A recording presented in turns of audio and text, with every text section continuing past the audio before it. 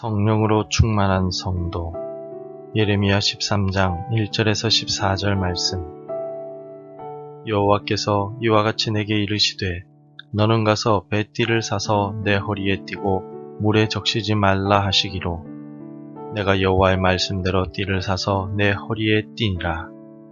여호와의 말씀이 다시 내게 임하여 이르시되 너는 사서 내 허리에 띈 띠를 가지고 일어나 유브라데로 가서 거기서 그것을 바위 틈에 감추라 하시기로 내가 여호와께서 내게 명령하신 대로 가서 그것을 유브라데 물가에 감추니라. 여러 날 후에 여호와께서 내게 이르시되 일어나 유브라데로 가서 내가 내게 명령하여 거기 감추게 한 띠를 가져오라 하시기로 내가 유브라데로 가서 그 감추었던 곳을 파고 띠를 가져오니 띠가 썩어서 쓸 수 없게 되었더라. 여호와의 말씀이 내게 임하니라. 이르시되 여호와께서 이와 같이 말씀하시니라. 내가 유다의 교만과 예루살렘의 큰 교만을 이같이 썩게 하리라. 이 악한 백성이 내 말 듣기를 거절하고 그 마음에 완악한 대로 행하며 다른 신들을 따라 그를 섬기며 그에게 절하니 그들이 이 띠가 쓸 수 없음 같이 되리라. 여호와의 말씀이니라. 띠가 사람의 허리에 속함 같이 내가 이스라엘 온 집과 유다 온 집으로 내게 속하게 하여 그들로 내 백성이 되게 하며 내 이름과 명예와 영광이 되게 하려 하였으나 그들이 듣지 아니하였느니라. 그러므로 너는 이 말로 그들에게 이르기를 이스라엘의 하나님 여호와의 말씀에 모든 가죽 부대가 포도주로 차리라 하셨다 하라. 그리하면 그들이 내게 이르기를 모든 가죽 부대가 포도주로 찰 줄을 우리가 어찌 알지 못하리요 하리니 너는 다시 그들에게 이르기를 여호와의 말씀에 보라. 내가 이 땅의 모든 주민과 다윗의 왕위에 앉은 왕들과 제사장들과 선지자들과 예루살렘 모든 주민으로 잔뜩 취하게 하고 또 그들로 피차 충돌하여 상하게 하되 부자 사이에도 그러하게 할 것이라.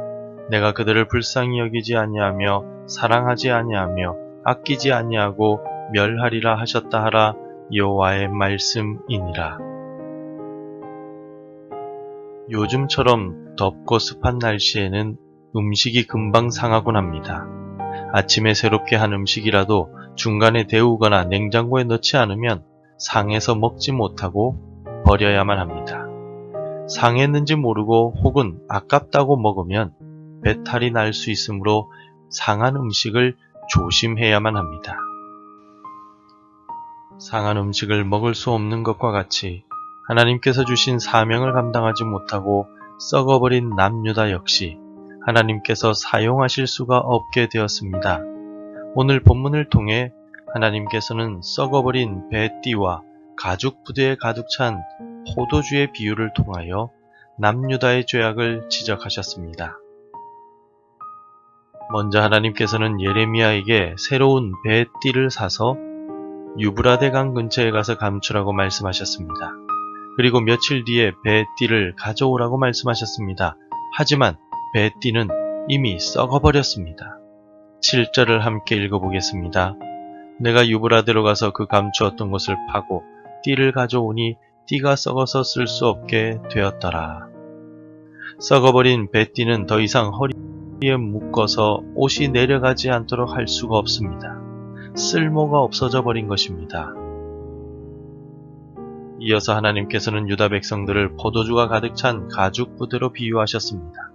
포도주에 잔뜩 취한 유대 백성들과 왕들과 제사장들과 선지자들은 서로를 해치고 있습니다. 14절을 읽겠습니다.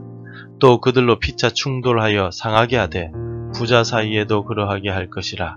내가 그들을 불쌍히 여기지 아니하며 사랑하지 아니하며 아끼지 아니하고 멸하리라 하셨다 하라. 여호와의 말씀이니라.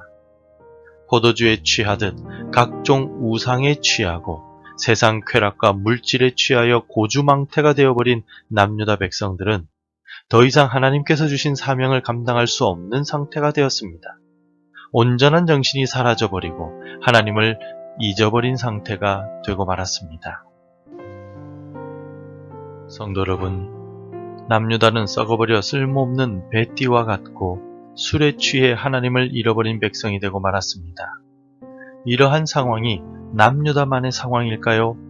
절대 그렇지 않습니다. 오늘 한국 교회의 상황이며 우리 사회의 상황입니다. 한국 교회가 물질과 세력 확장으로 부패하여 세상에 빛을 비추지도 못하고 소금의 역할도 감당하지 못하고 있습니다.